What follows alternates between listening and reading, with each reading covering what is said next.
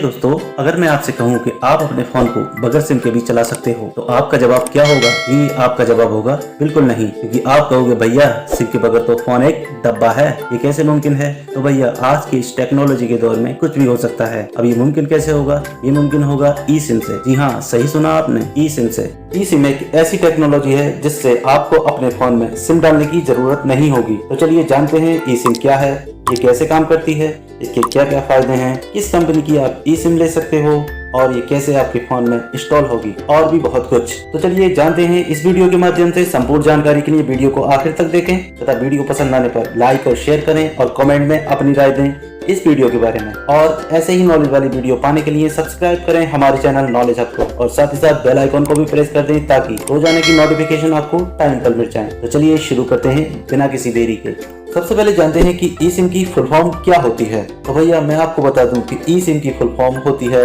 Immediate subscriber identity module. ई SIM को EUICC यानी कि इमीडिएट यूनिवर्सल सर्किट कार्ड भी कहा जाता है।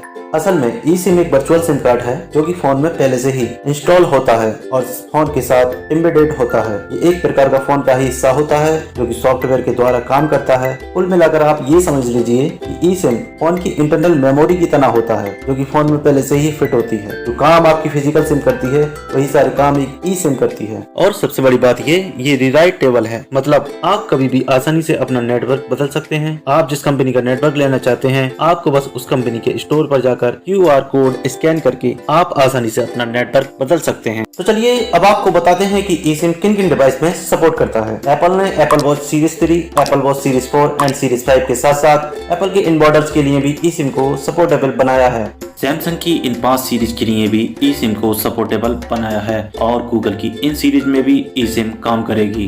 भारत में अगर टेलीकॉम कंपनी की बात करें तो भैया आपको बता दें कि अब जियो, एयरटेल एंड VI भी भारत में ई सिम सपोर्टेबल हैं। तो चलिए अब आपको बताते हैं कि ई सिम काम कैसे करती है। जब भी आप कोई ऐसा फोन खरीदते हैं जिसमें ई सिम टेक्नोलॉजी का प्रयोग किया गया है तो उसको एक्टिव करवाने के लिए आपको उस कंपनी के सर्विस प्रोवाइडर से संपर्क करना पड़ेगा। इस कंपनी का आपका सिम है। सर्विस प्रोवाइडर आपको एक QR कोड यानी कि क्विक रिस्पॉन्स कोड देता है। उसे स्कैन करते ही आपका सिम एक्टिव हो जाता है और आप 2 घंटों के बाद संपूर्ण सेवाओं का आनंद उठा सकते हैं जो कि आपको एक फिजिकल सिम में मिलता है। पुराने यूजर्स कैसे एक्टिव करवा सकते हैं एक ई सिम को? अगर आपके पास एयरटेल, जियो एंड VI में से कोई एक सिम है तो आप भारत में ई सिम का लाभ उठा सकते हैं। अगर आपके पास इन 3 सिमों के अलावा और किसी कंपनी का सिम है तो आपको पहले अपनी SIM Airtel, Jio and VI में पोर्ट करानी पड़ेगी। उसके बाद आप भारत में ई सिम का प्रयोग कर सकते हैं। तो चलिए अब आपको बताते हैं कि आप अपनी पुरानी सिम को ई सिम में कैसे बदल सकते हैं। अगर आप एक एयरटेल कस्टमर हैं तो सिंपली आपको अपने नंबर से ई सिम लिखने के बाद स्पेस देना होगा और अपनी ईमेल आईडी लिखकर मैसेज करना होगा 121 पर। जैसे कि अगर आपकी ईमेल आईडी एग्जाम्पल के लिए abc@gmail.com है तो आपको टाइप करना होगा eSIM स्पेस abc@gmail.com। आपके मैसेज करते ही आपको एक कंफर्मेशन मैसेज प्राप्त होगा जिसमें कि आपसे पूछा जाएगा कि क्या आप अपनी जो फिजिकल सिम है उसे ई सिम बनाना चाहते हैं। आपको हाँ के संकेत के लिए एक टाइप करके उसी पर रिप्लाई करना होगा। ध्यान रहे ये रिप्लाई आपको 1 मिनट यानी कि 60 सेकंड के अंदर करना है। अगर आप एक एंड्रॉइड फोन यूज करते हैं तो आपको सेटिंग में जाने के बाद नेटवर्क एंड इंटरनेट पर क्लिक करना होगा। उसके बाद मोबाइल नेटवर्क, फिर एडवांस्ड पर, फिर कैरियर और ऐड कैरियर पर टैप करने के बाद आखिर में कैमरे की मदद से स्कैन QR कोड पर क्लिक करके QR कोड स्कैन करना होगा। जियो एंड VI यूजर्स अपने नजदीकी जियो स्टोर पर जाकर या VI स्टोर पर जाकर ई सिम को एक्टिवेट करा सकते हैं और जियो स्टोर या VI स्टोर से ही पूरी जानकारी ले सकते हैं। For iPhone users, please go to setting, go to mobile data, click on data plan and finally you can activate your eSIM by click on scan QR code।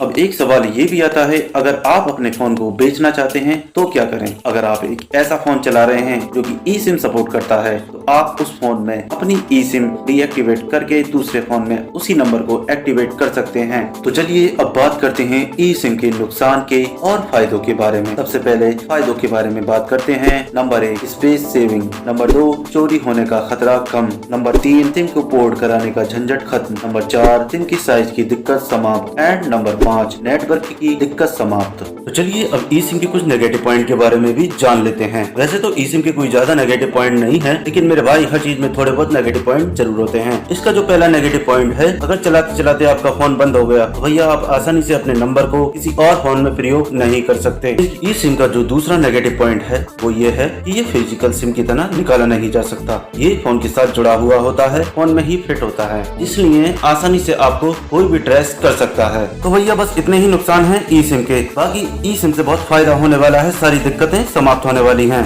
तो आज के लिए इतना ही। वीडियो पसंद आया हो तो लाइक और शेयर करें, और ई सिम के बारे में आपका क्या सोचना है कमेंट बॉक्स में जरूर बताएं। और ऐसी ही नॉलेज वाली वीडियो पाने के लिए सब्सक्राइब करें हमारे चैनल नॉलेज अप को, ताकि रोजाना की नोटिफिकेशन आपको टाइम पर मिल जाए। तब तक के लिए बाय बाय दोस्तों, टेक केयर। फिर मिलते हैं एक नई वीडियो के साथ एक नए अंदाज।